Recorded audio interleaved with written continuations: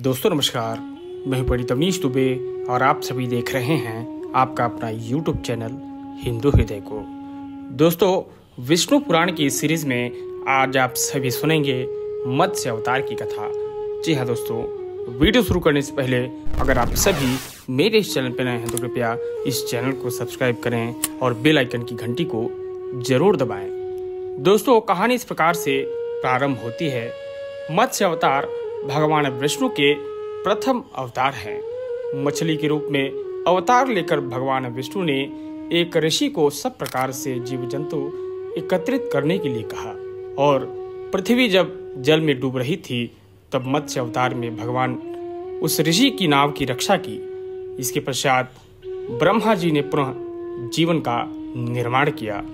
एक दूसरी मान्यता के अनुसार एक राक्षस ने जब वेदों को चुराकर सागर की अथाह गहराइयों में छुपा दिया तब भगवान विष्णु ने मत्स्य रूप धारण करके वेदों को प्राप्त किया और उन्हें पुनः स्थापित किया।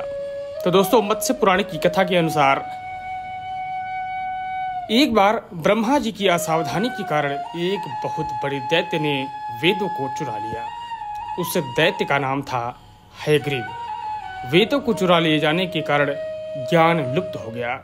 चारों ओर अज्ञानता का अंधकार फैल गया और पाप तथा अधर्म का बोलबाला बढ़ चढ़कर बोलने लगा। तब भगवान विष्णु ने धर्म की रक्षा के लिए मत्स्य रूप धारण करके हयग्रीव का वध किया और वेदों की रक्षा की।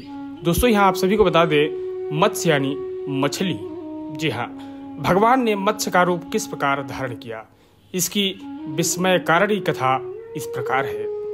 तो दोस्तों, कल्पांत के पूर्व एक पुण्यात्मा राजा तप कर रहे थे। राजा का नाम सत्यव्रत था।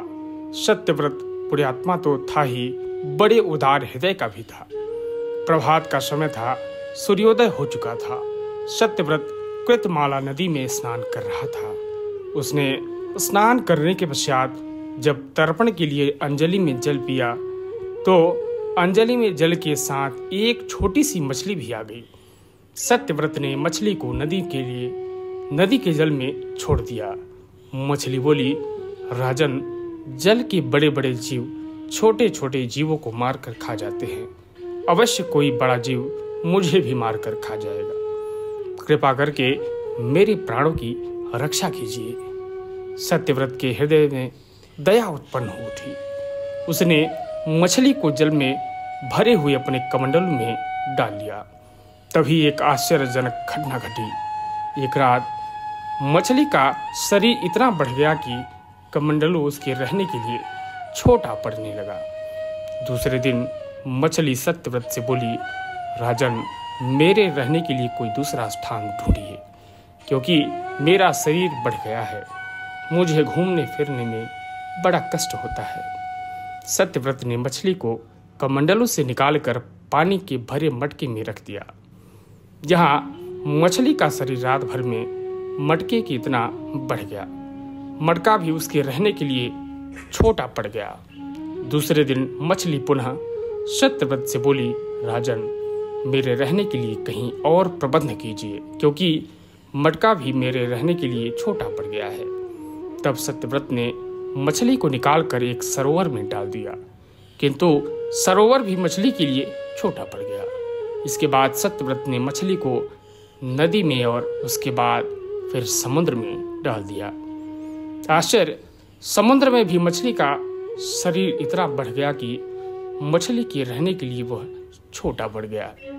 अतः मछली पुनः सत्यव्रत से बोली, हे राजन, यह समुद्र भी मेरे रहने के लिए उपयुक्त नहीं रहा।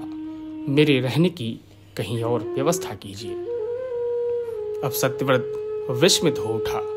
उसने आज तक ऐसी मछली कभी नहीं देखी थी।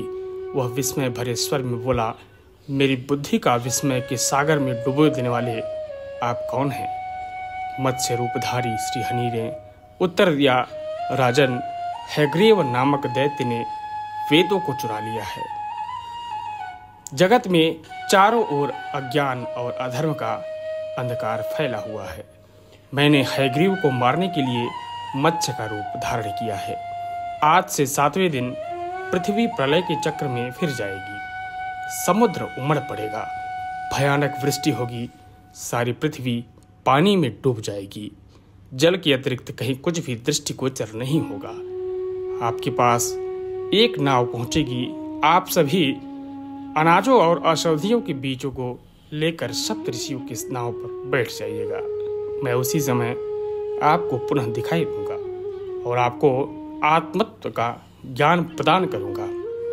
सत्यव्रत उसी दिन श्री हरि का स्मरण करते हुए प्रलय की प्रतीक्षा करने लगे। 7वें दिन प्रलय का दृश्य उपस्थित हो उठा। समुद्र भी उमड़कर अपनी सीमाओं से बाहर बहने लगी, भयानक वृष्टि होने लगी। थोड़ी ही देर में सारी पृथ्वी पर जल ही जल हो गया, संपूर्ण पृथ्वी जल में समा गई। उसी समय एक नाव दिखाई पड़ी। सत्यव्रत सप्तऋषियों के साथ उस नाव पर बैठ गए। उन्होंने नाव के ऊपर संपूर्ण अनाजों और औषधियों के बीज भी भर लिए। नाव प्रलय के सागर में तैरने लगी। प्रलय के कारण सागर में उस नाव के अतिरिक्त कहीं भी कुछ भी नहीं दिखाई दे रहा था। सहसा मत्स्य रूपी भगवान प्रलय के सागर में दिखाई पड़े। सत्यव्रत और सप्तऋषिगण मत्स्य रूपी भगवान की प्रार्थना करने लगे। भगवान से आत्मज्ञान पाकर सत्यव्रत का जीवन धन्य उठा। वे जीते ही जी जीवन मुक्त हो गए। प्रलय का प्रकोप शांत होने पर मत्स्य रूपी भगवान ने हयग्रीव को मारकर उससे वेद छीन लिए। भगवान ने ब्रह्मा जी को पुनः वेद दे दिए।